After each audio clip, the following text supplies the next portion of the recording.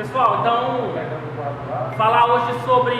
vamos falar hoje, né, sobre inteligência financeira na ótica da Bíblia, tá? Por que esse tema é importante?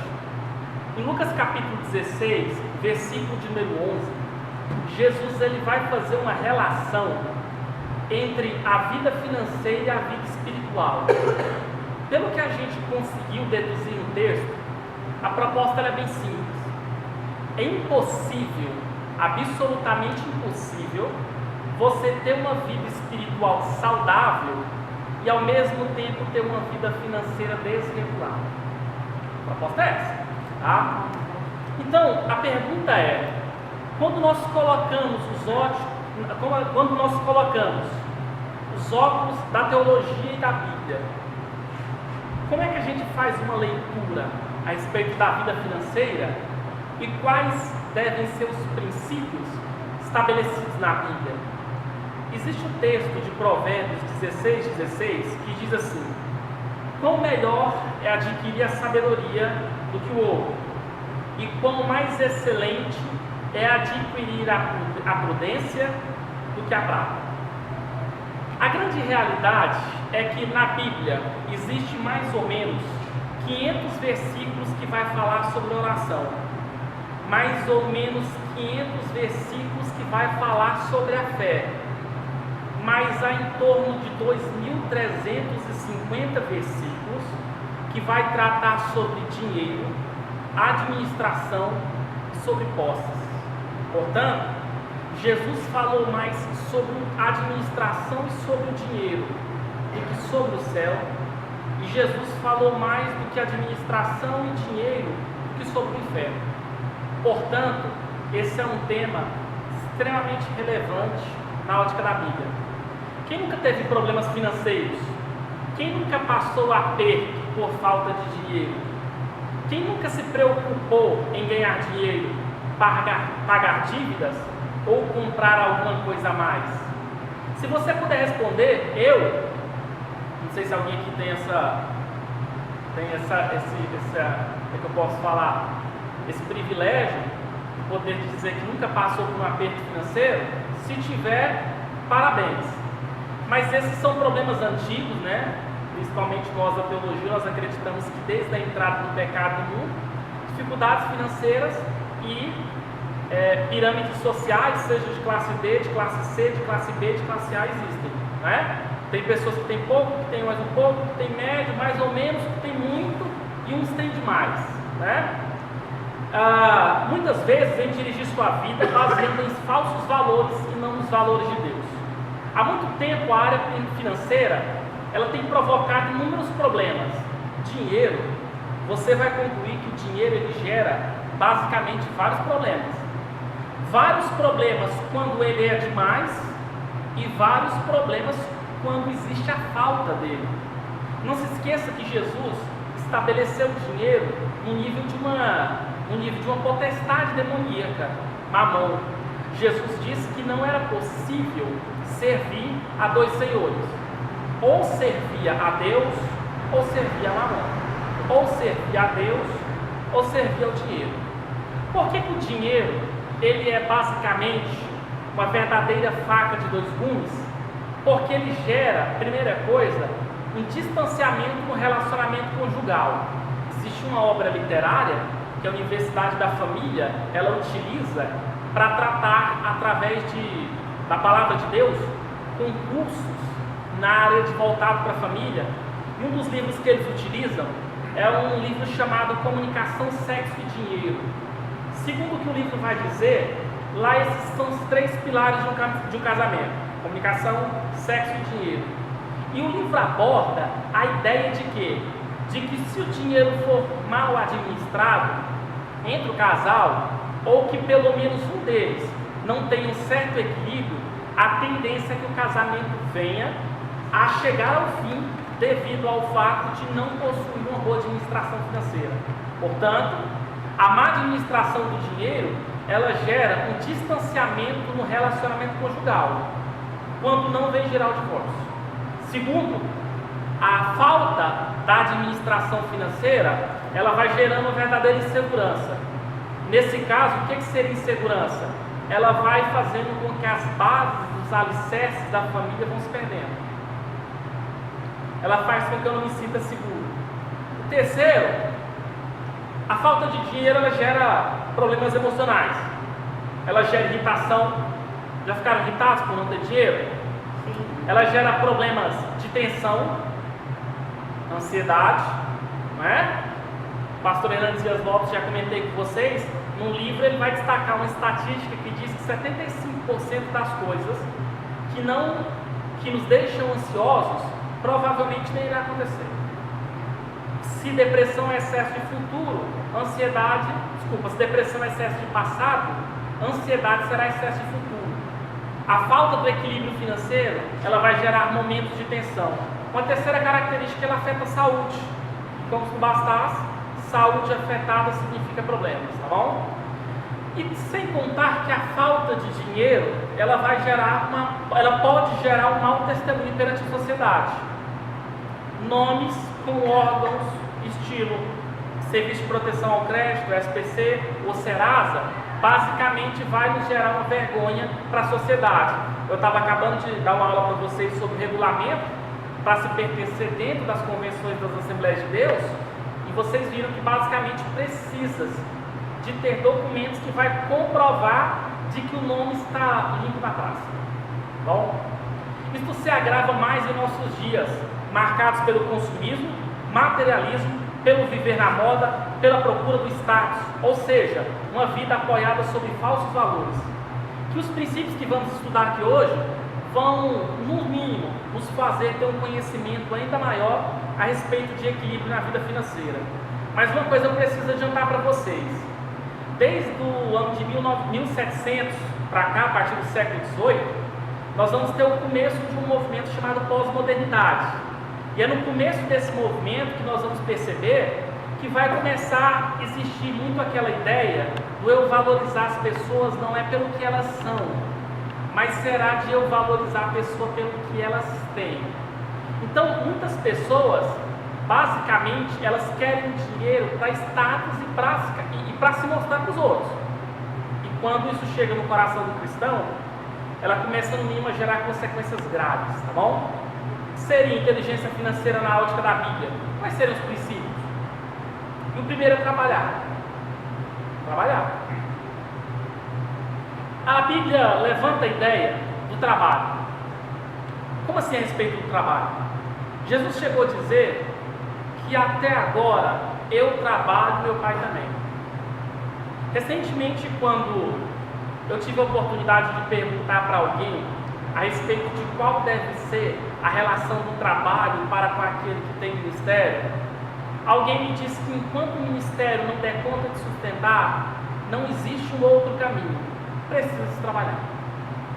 Precisa trabalhar. E trabalhar, ela vai envolver uma série de aspectos. Existe diferença de trabalho, de emprego e de vocação. Trabalho é aquilo que eu faço pelo dinheiro. E não se esqueçam que o trabalho não entrou no mundo depois do pecado de Adão e Eva. Que o trabalho já existia. Que o trabalho não é criado pelo Satanás, mas o trabalho ele é criado por Deus, tá? A grande questão é que saiu uma estatística do Sebrae mostrando que quase 70% dos brasileiros trabalham numa área que eles não gostam. E isso é uma realidade que acabou atingindo os cristãos. Eu não sei se você está satisfeito com o trabalho que você está, mas se você não tiver, a Bíblia vai ensinar alguns princípios. A primeira questão é: quais devem ser as atitudes do cristão frente ao trabalho? Primeira, diligência, ou ser diligente. Esse texto de Provérbios, capítulo 6, do versículo de número 6 a 8, fala ainda que precisamos ter inteligência, precisamos ter integridade. E Provérbios, capítulo 6, do verso 6 a 8, vai falar que para aquele que teme a Deus, ele deve ter iniciativa frente ao trabalho. Eles costumam chamar isso de proatividade. E proatividade tem um total sinônimo de se preparar. É bem verdade que muitos cristãos não chegaram a bons lugares simplesmente porque não quiseram se profissionalizar o suficiente para isso. E isso é uma realidade, pessoal, que acabou chegando inclusive nos nossos cultos. O tempo vai passando e certamente para vocês que pregam, ensinam ou vão ensinar, vocês podem ter certeza que hoje vocês podem até encontrar gente que não saiba ler nem escrever, mas gente boa, vocês não encontram mais não. Tem que se preparar. Isso é a realidade frente à obra do ministério, isso é a realidade frente à empresa que você trabalha, isso é a realidade frente a qualquer tipo de serviço que você faz. Precisa ter uma certa atividade, precisa ter uma proatividade. A Bíblia ensina sobre isso. As vantagens disso vai ser crescimento. Quem está disposto a agir, certamente terá como consequência o seu crescimento. Precisa crescer. Não se esqueça que Paulo trabalha com essa ideia até na perspectiva da ótica espiritual. Quando ele vai dizer que o cristão deve andar de fé em fé, de glória em glória, significa que o caminho para chegar até a presença de Deus, frente à Nova Jerusalém Celestial, que é o que ele vai abordar, ela é um caminho que é um degrau, e aonde é um degrau que não se pode parar. Ou seja, eu preciso crescer hoje um pouco, amanhã eu preciso crescer mais, depois eu preciso crescer mais. E não se esqueçam que ninguém consegue andar atrás de um carro parado. Eu estou falando isso para vocês evitarem ser um carro parado. Não parem de crescer.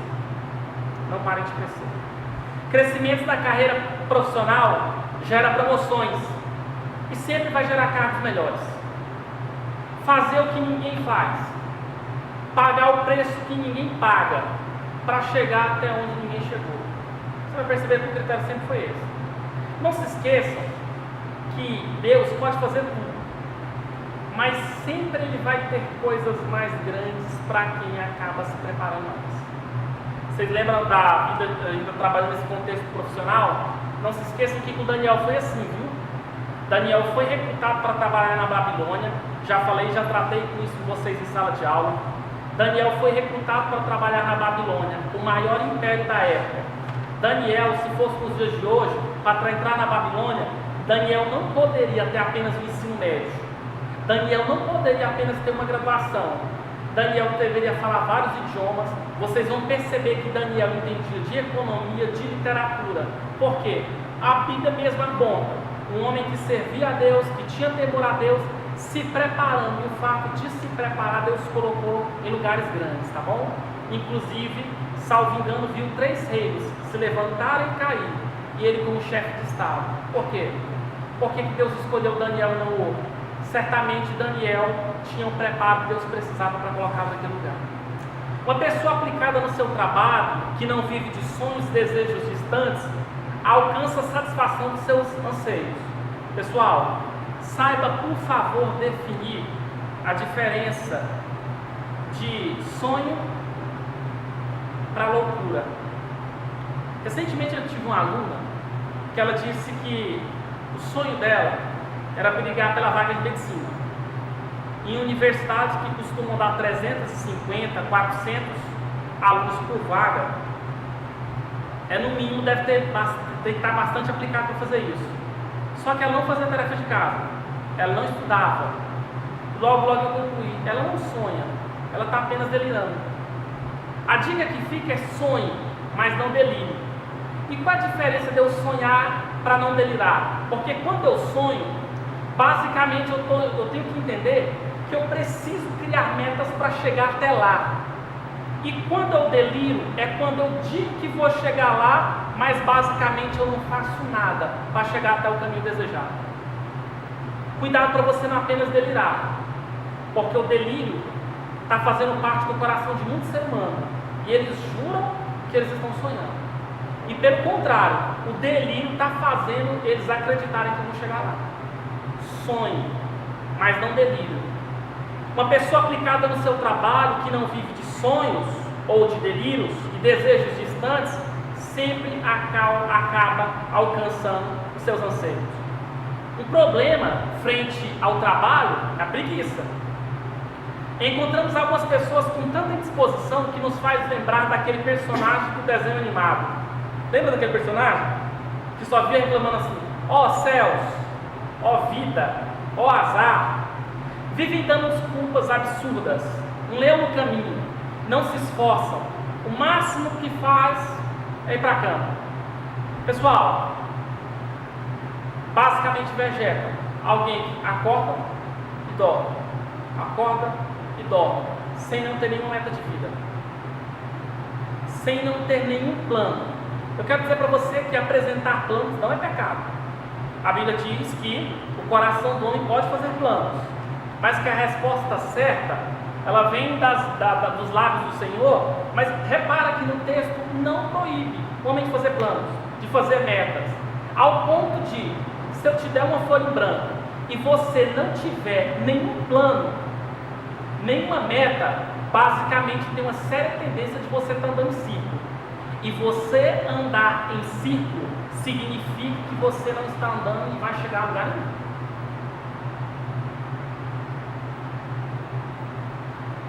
Eu já comentei com vocês, alguém me disse assim, Stalin, eu queria escrever um livro. Quem quer escrever livro, pessoal, não chega perguntando, dizendo para um escritor que quer escrever um livro. Chega, sempre escreve. Quem quer, faz. Quem não quer, vai fazer desculpa. Ou inventar desculpa. Quais são as consequências daquilo que eu viver, de eu dizer que vou fazer e não faço?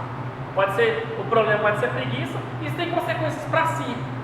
A Bíblia vai chamar as pessoas que portam esse mal, chamado preguiça, a Bíblia vai dizer em Provérbios 19:15, que são pessoas que vão passar fome.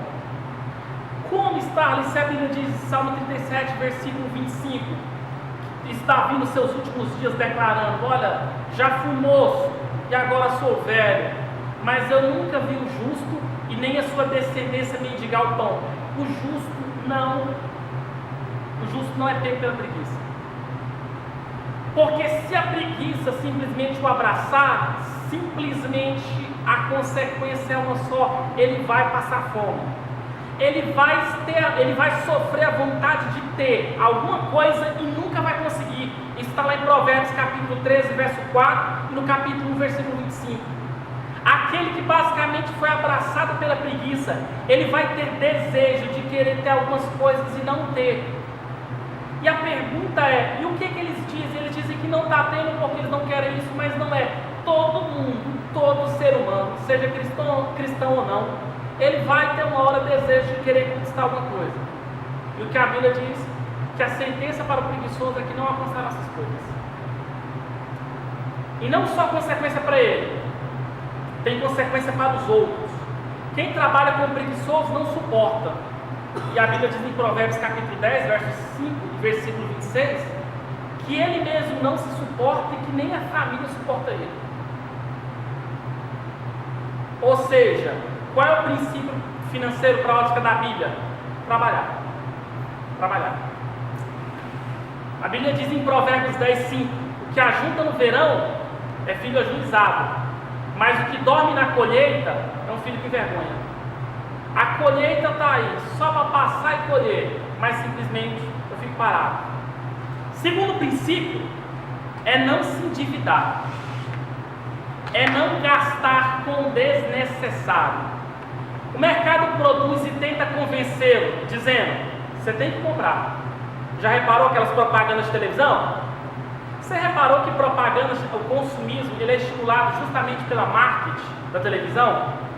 Você provavelmente já viu desenhos de brinquedos, de mochilas, de crianças, quando passam em programas televisivos pela manhã, porque o consumismo ele já começa a afetar de cara as crianças. Segunda característica, o mercado diz assim, faça em 12 vezes sem juros. Alguns recebem uma carta dizendo que são clientes preferenciais, e pior, acreditam que são clientes preferenciais. Você é o nosso cliente VIP. Ainda diz assim, you is very important personal. Você é uma pessoa muito importante. Very important person, yeah. Você é uma pessoa muito importante. Você é cliente VIP. E aquilo lá te estimula. Sabe o que você faz? Eu preciso comprar. Pessoal, quando eu trabalhei na loja de eletrodomésticos, Eu me lembro perfeitamente de uma cena que eu observava. Está finalizando, tá, pessoal? Pessoal, o segundo princípio é o princípio da não às dívidas. Pessoal, diz não às dívidas. Pelo amor de Jesus. O mercado produz e tenta convencê-lo, dizendo que você tem que comprar. Faça aqui em 12 vezes sem juros. Alguns recebem uma carta dizendo: você é o nosso melhor cliente. O mercado te influencia a comprar. E o mercado basicamente não quer saber se você é obreiro ou não, cristão ou não, diácono ou não, presbítero, pastor, enfim. Ele quer fazer você comprar. Eu acabei de dizer aqui sobre os vários exemplos que eu via quando eu trabalhava numa loja de eletrodomésticos, que tinha saldão, liquidação, promoção, tudo quanto é ano, e lotava de gente. E eu nunca vi um rico lá, eu só via gente da mente pobre. Eu me lembro perfeitamente de uma ligação que eu atendi, e para essa ligação a moça me disse assim: escuta, eu comprei, meu nome sujou, e eu já renegociei a minha dívida, e está faltando 2 parcelas para me quitar a minha renegociação. Eu estou ligando para querendo saber se eu já posso comprar outro, se eu posso comprar de novo. Que tendência é essa que nós temos de sermos abraçados pelo consumismo? É ordem do Senhor não devermos coisa alguma, ao não ser o amor. Lembra de Romanos 13:8? Não deveis nada a ninguém. Se você ficar devendo alguma coisa, deva isso, deva amor. E paga, até o amor tem que pagar. As dívidas desgastam as suas emoções. As dívidas vai desgastar o seu tempo, vai desgastar a sua família. E não se esqueça do que Jesus disse lá em Lucas 16:11. Ela vai desgastar a sua vida espiritual. Inclusive por dívida, teve uma mulher no livro dos Reis de Israel, no capítulo 4, verso 1 ao 7, que estava padecendo uma grande aflição emocional justamente por dívidas. Eu ainda um dia desses falei em algum evento, aonde essa tendência que nós temos muitas das vezes de entrarmos em dívidas e dessa consequência que nós herdamos e sofremos com a nossa espiritualidade, com a nossa emoção. Portanto, qual que seria o melhor caminho para mim evitar dever? Porque não adianta só te falar assim: pessoal, não deva, ou não fique devendo nada a ninguém, mas se eu não te explicar quais são as portas que as dívidas podem chegar: financiamento e empréstimo. E vou dar uma dica: a Bíblia lá em Provérbios, ela critica você ser fiador de alguém. E a Bíblia diz que, como consequência, você ficar no lugar dele. Mas quando eu falo a respeito de você, evita financiamento e empréstimo, especialmente para bens de consumo. Hoje, se você financia um bem 12 vezes, você paga em média de mais ou menos 70% a mais do valor do produto. Qual é a alegria de comprar algo e parcelar em um ano? Significa que se você comprar hoje, em janeiro de 2019, dependendo do que você for comprar parcelado em 12 vezes, simplesmente só vai parar em 2020. Vai entrar Páscoa, vai entrar a celebração da cidade, vai entrar tudo, e devendo. Sem contar que a quantidade de juros ela é altíssima. Os financiamentos para comprar um imóvel e bens duráveis devem ser analisados criteriosamente e submetidos a Deus em oração. Não sei se você já ouviu a frase dizendo: minha casa, minha dívida. Não sei se você já ouviu essa frase, mas se você conversar com quem entende, você vai perceber que ali tem juros e juros e juros e juros, muito mais que embutido. Você quer uma dica? Evita cartão de crédito. Você quer uma definição interessante do que é cartão de crédito? Comprar o que não precisa com dinheiro que não tem para mostrar para quem não conhece. Qual é o sentido do cartão de crédito?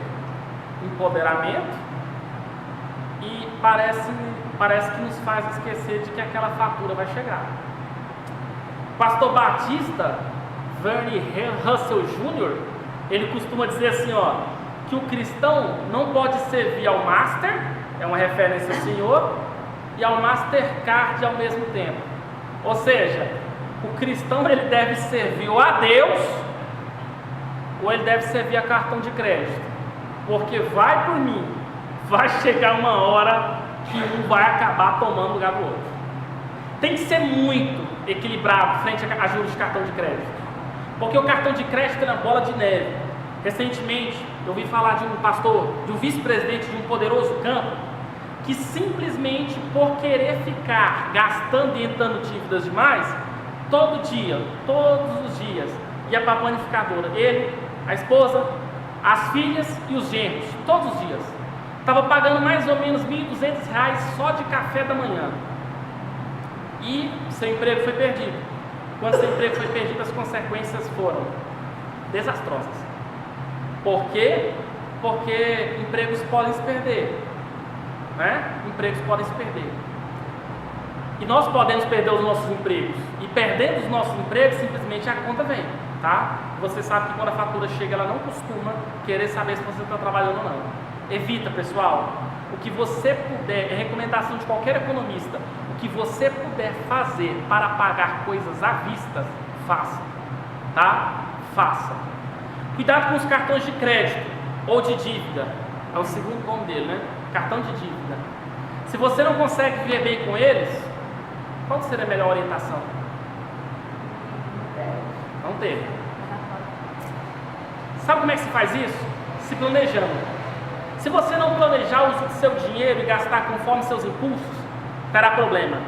Se você estiver endividado, sair dessa situação certamente vai começar com um bom planejamento.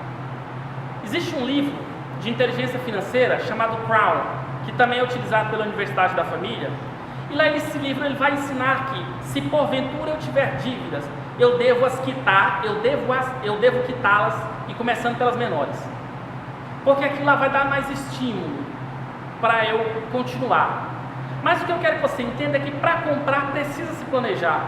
Certamente um dos desafios de quem tem cartão de crédito, é passar por um lugar, não se preparar para comprar aquilo, a vontade foi maior, dá tique-tique nervoso, e a pessoa vai, compra e passa cartão de crédito. Por que acabam fazendo isso? Porque o cartão de crédito está ali. Em seguida, coloque-se diante do Senhor e com o propósito de tentar evitar contrair dívidas, e peça a Deus para te ajudar. Porque não vai adiantar basicamente ficar fazendo campanha, Deus me livra, me livra, me livra, me livra, Deus repreende o gafanhoto, repreende o devorador, porque, na verdade, eu estou aqui para te falar quem que é esse devorador, pessoal. Pode ser você. Você pode ser esse gafanhoto. E o cartão de crédito pode ser uma arma do Satanás dentro da sua bolsa. Pessoal, o cartão de crédito separa a família. Cartão de crédito, ele tira credenciais de obreiros. Cartão de crédito faz uma quantidade de tragédias quando não são bem utilizados. Bom? A princípio, o que é necessário? Antes de você comprar, faça algumas perguntas. O que é desejo e o que é necessidade? Exemplo, eu estou vendo um sapato. Pergunta é: eu tenho real necessidade desse sapato? Sim ou não? Segundo, eu estou comprando porque eu desejo esse sapato por desejo? Ou é porque ele é necessário? Ou é porque eu não tenho nenhum, ou porque eu só tenho apenas um? Porque se porventura eu já tiver 10 ou 12 pares de sapato, existe uma séria tendência eu estar comprando esse não por necessidade, mas existe uma séria tendência eu estar comprando ele por desejo. Isso se aplica a sapato, a perfume, a uma série de coisas, tá? Uma outra pergunta é: o uso do sapato vai justificar a compra? Terceiro, eu terei condições de pagar o que eu estou comprando? Como esse bem me ajuda a cumprir os propósitos de Deus para a minha vida? Se eu não comprar o propósito de Deus, está prejudicado? Você sabia que tem irmãs que acham assim, né? Se eu não comprar um sapato, que eu estou vendo aqui, certamente os planos de Deus na terra ou na minha vida certamente serão atrapalhados. Será? Você quer um provérbio? Consumir de propósito, esse provérbio é interrogação, tá? Eu vou consumir de propósito ou vou consumir com propósito? Se eu não comprar o propósito de Deus, vai estar prejudicado? Não ame e não valorize as coisas que lhe são oferecidas como necessárias, para que você tenha apenas prazer e conforto. Existe um propósito naquilo? Dinheiro sem inteligência financeira é dinheiro que desaparece, depressa. Há 10 anos atrás está uma estatística dizendo que o Brasil não tinha 10% de milionários. Sabe por quê? Porque pessoas chegaram a ter alto índice de dinheiro, alto nível de dinheiro, altas quantidades de dinheiro, e em menos de 2 anos perderam. Como é que se explica ganhadores de reality shows que ganha 2 milhões de reais e em menos de 6 meses está pobre de novo? Recentemente eu vi o caso de uma mulher que ela ganhou num jogo lotérico 400 mil reais. E o primeiro, ela trabalhava vendendo cachorro quente, e ela disse que tinha um sonho, comprar uma BMW de 180 mil reais. E ela comprou. Falta de inteligência financeira. O outro princípio é poupe dinheiro. Talvez a pergunta é: como é que eu vou poupar sendo que eu não ganho? Mas a Bíblia não ensina só você a poupar. A Bíblia simplesmente vai ensinar que você deve saber gastar. Você lembra do princípio utilizado por José? Quando o faraó chama a José lá em Gênesis e diz assim: qual é a tradução do sonho? E a tradução do sonho era assim, o Egito vai passar 7 anos de fartura, depois 7 anos de escassez.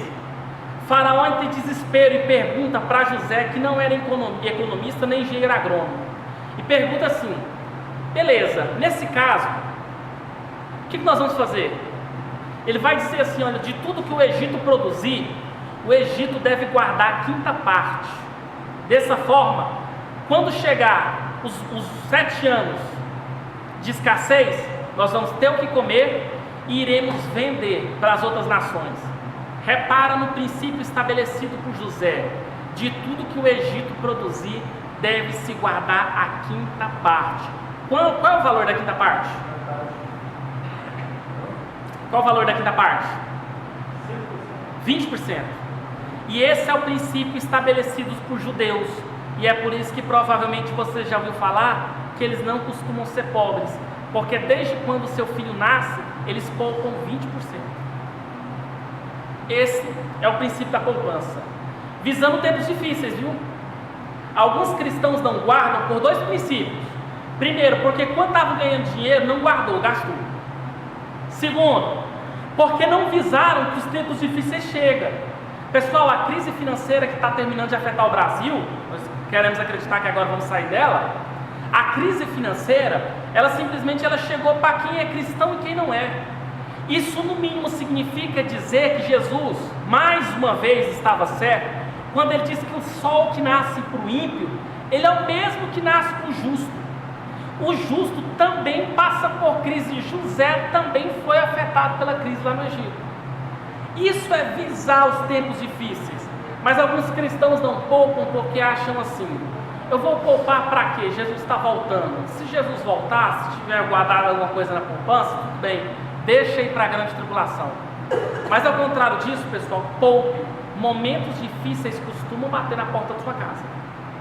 Para ter o que dar, não somente aos seus filhos, mas também aos seus netos. Toda vida não guarde mais do que deve. Tá bom? A Bíblia diz lá em Provérbios 13:22, capítulo 19, versículo 14, que você deve construir uma base, não só para você, mas para os seus filhos e para os seus netos. Deixar alguma coisa. Eu estou nesse projeto, né? Porque eu queria que tivessem feito isso por mim. Meus pais morreram, eu estou na esperança de deixar alguma coisa. Mas não se esqueçam, façam isso vocês. Bom? Deus nos administrará a sua graça com generosidade à medida que formos generosos. É importante nós sermos generosos e contribuirmos para pessoas que precisam. Mateus capítulo 7, verso 12, Jesus diz assim: tudo que vocês quiserem que os homens vos façam, fazei vós também, porque disso dependia a lei e os profetas. Se eu quero que no momento de dificuldade alguém me ajude, quando eu não estiver passando por dificuldade, eu preciso ajudar os outros. Isso não significa distribuir dinheiro indiscriminadamente para qualquer um que pede, mas informar-se o justo da casa dos pobres. Não é pecado você dar uma contribuição para alguém e você perguntar para que aquela pessoa, qual o propósito do seu dinheiro para aquela pessoa.